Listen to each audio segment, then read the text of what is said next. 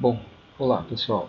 Eu vou fazer uma apresentação, eu gravando essa apresentação, tratando a respeito de uma norma de montagens eletrônicas, a IPC 610, desenvolvida pelo Instituto IPC, Instituto Internacional, né, nível mundial, aí, que é uma associação das empresas de eletrônica, das grandes empresas de eletrônica mundiais.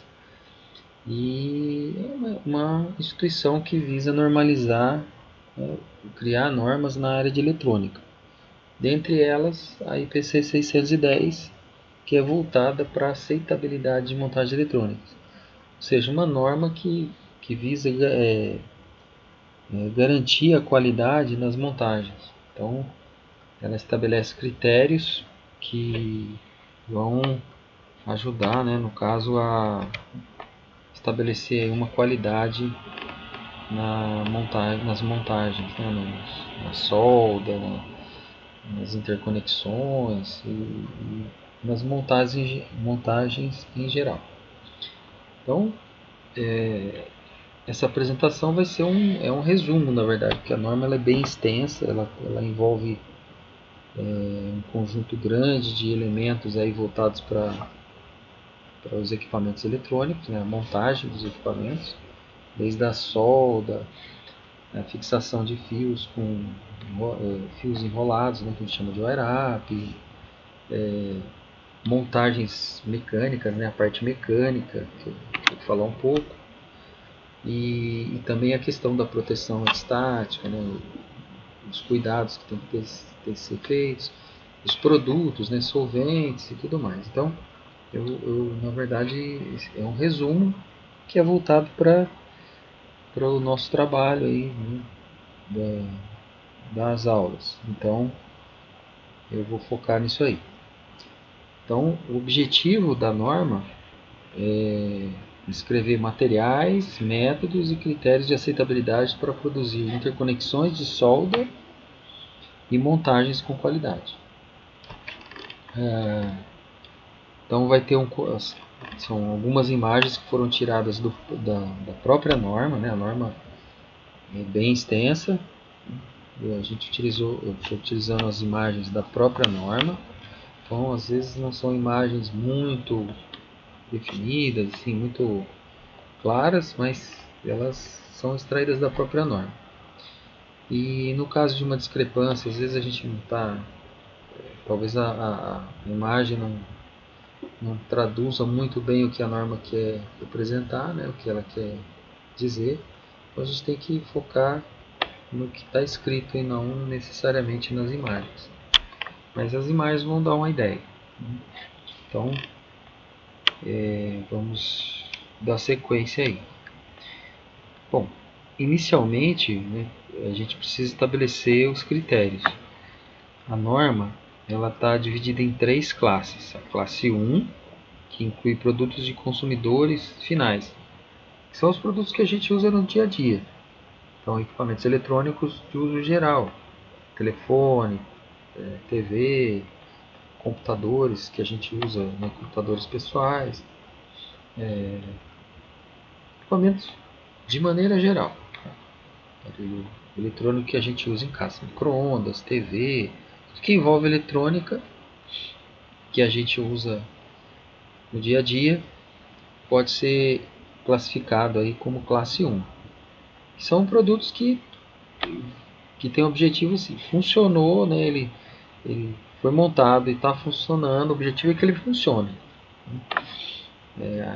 Assim, em termos de quanto tempo ele vai estar funcionando e que situações, né, situações adversas, não é o foco. Então basta que ele funcione a princípio. Ele atende aos requisitos. Classe 2 seriam produtos já voltados para a área profissional, área de negócios, né, de empresas, né, que são equipamentos que são usados para testes, para montagens, linhas de produção, equipamentos comerciais aí de comunicação, área bancária e tudo mais. Então, são equipamentos que eles exigem aí uma expectativa de vida útil, né, mais longa, e também que ele tenha aí um uso contínuo desejável, aí, né, assim, não venha dar problema, dificilmente dê problema, né? Então o ambiente final não deve causar falhas, raramente causar falhas. A classe 3 aí a classe mais exigente. São equipamentos que são voltados tanto para a área de saúde, a área de suporte à vida, né, que a gente fala, quanto, né, equipamentos de uso que a gente chama de uso militar. Então, um avião, por exemplo, se encaixa isso aí. Um avião tem lá os equipamentos eletrônicos dele, e esse equipamento não pode falhar de forma alguma, porque é um equipamento, né, o avião, se houver uma falha, o risco de causar algum problema e as pessoas que estão lá, né, no voo ou o avião cair é muito grande, e não tem segunda vez. É muito raro, uma coisa muito crítica. Um satélite, por exemplo, quem que vai lá no espaço e dar manutenção? Lógico que é possível, mas é um custo muito alto, então não é desejável de forma alguma que dê falha. São equipamentos que vão estar em situações muito que às vezes um equipamento, por exemplo, lá no a gente teve a nossa base lá da Antártida, né? Ela teve problemas, né? Houve um acidente, então eles montaram novamente. Então são equipamentos que estão numa situação diversa, num frio muito intenso. Os componentes eletrônicos têm que funcionar. A água em um ambiente próximo do mar, né? Água congelada, e assim por diante. Então são equipamentos que são mais exigidos. Equipamentos às vezes que vão para o deserto, e assim por diante. Então, classe 1, 2 e 3, a classe 1 é a menos exigente, a classe 3 é a mais exigente. E aí tem os critérios, né, de aceitação. O critério, a condição, as condições objetiva, que é a condição ideal, onde a gente gostaria, né, que os componentes fossem montados, né, o desejável, mas nem sempre alcançável, a gente fala. A gente gostaria que fosse a situação perfeita ali, mas nem sempre na montagem a gente vai conseguir atingir aquela condição ideal. O aceitável é uma condição que vai garantir o funcionamento, não é perfeito, mas garante o funcionamento de acordo com os requisitos, né, da classe. Então ele pode estar um pouquinho melhor do que o mínimo desejado ali, né? A condição aceitável ela vai variar de acordo com a classe. O que é aceitável para a classe 1 pode não ser aceitável para a classe 2. Às vezes uma coisa é aceitável para a classe 1 e 2, não é para 3. Às vezes tem coisa que não é aceitável para nenhuma classe. E tem coisas que são aceitáveis para as 3 classes. Isso vai variar de situação para situação. Nós vamos ver isso aí. E a condição objetiva, na verdade, né, ela é a condição ideal para o que é ideal para todos.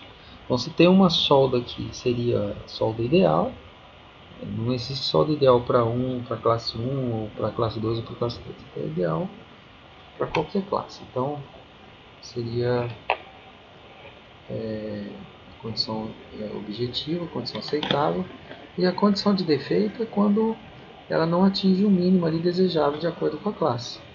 E nesse caso, quando a condição não é suficiente para garantir o funcionamento, né, em determinada classe, o fabricante tem que colocar em disponibilidade para fazer um retrabalho, né, você está fazendo a montagem do equipamento, a gente está analisando isso na montagem, então o equipamento tem que ser disponibilizado para fazer um retrabalho, né, retrabalhar aquela montagem para que ela possa ser aceitável. ou para que faça um reparo, né? Às vezes danificou a placa, danificou alguma coisa e tem que reparar a placa. Às vezes danificou uma trilha, né? Danificou uma trilha e aí tem que recuperar a trilha para poder o equipamento garantir o funcionamento. Ou se não houver possibilidade nem de retrabalho nem de reparo, o equipamento tem que ser colocado para descarte. Não dá para recuperar, no caso. Isso aí vai variar de acordo com o desejo do cliente, né, no caso. Né, do cliente, já vou falar sobre isso aí. Existe a condição, que a gente tem os 3 níveis aqui, né, no caso de aceitação, do critério de aceitação. A condição objetiva, a condição aceitável e a condição de defeito de não conformidade e condição de indicadora de processo de não conformidade, que está no mesmo nível aqui. Defeito ou indicadora de processo de não conformidade. Então, o defeito, quando a situação não é aceitável, e a indicadora de processo de não conformidade é quando existe um processo, foi feita uma montagem, tem uma situação que indica que o processo que foi utilizado para a montagem não está adequado. A pessoa ou a máquina fez de uma forma que tem que corrigir o processo. Não adianta tá montando errado, eu vou ficar corrigindo só a montagem. Eu tenho que ir lá e verificar por que está sendo montado desse jeito. Então eu tenho que corrigir o processo. E esse processo pode envolver uma pessoa que foi mal orientada ou que por algum motivo não está sabendo fazer da forma correta, ou uma máquina que está com algum problema de ajuste, que tem que ser reajustado, tem que ser corrigido. E aí o processo, né, a correção do processo, essas situações, elas existem as documentações, as normas de qualidade dentro das empresas, e aí o processo é uma coisa que não envolve a norma aqui de aceitabilidade. Aí tem que ser acionado o sistema da empresa para fazer a correção do processo. Então, essa é a indicadora de processo. Aí tem que ser feito lá o acionamento das equipes que vão analisar essas situações e vão corrigir o processo. Situações relacionadas o primeiro elemento que a gente analisa em relação à qualidade da montagem é você levar em consideração a questão da descarga eletrostática. A descarga eletrostática, né, os corpos, os elementos, os materiais eles têm a capacidade de acumular cargas ou perder cargas, né? E aí existe a questão da troca de cargas, então é o que gera a descarga eletrostática. Quando um material tem uma quantidade de cargas superior a outro material, quando eles se aproximam ocorre a descarga eletrostática. Então, o primeiro elemento é observar a questão da descarga eletrostática. Existem etiquetas, uma etiqueta, por exemplo, que indica que o produto não pode ser tocado, né, sem proteção, que pode ser tocado, que tem que ser levado em consideração. Então, observar os elementos, as orientações. O ambiente tem que estar apropriado, né? O uso de pulseira, de calcanheiro, o piso adequado, as bancadas com, né, material tampo protetivo, as bandejas e assim por diante. Né? Aí tem todo um conjunto de elementos que tem que ser levado em consideração. Vamos continuar na sequência aí, só um minuto.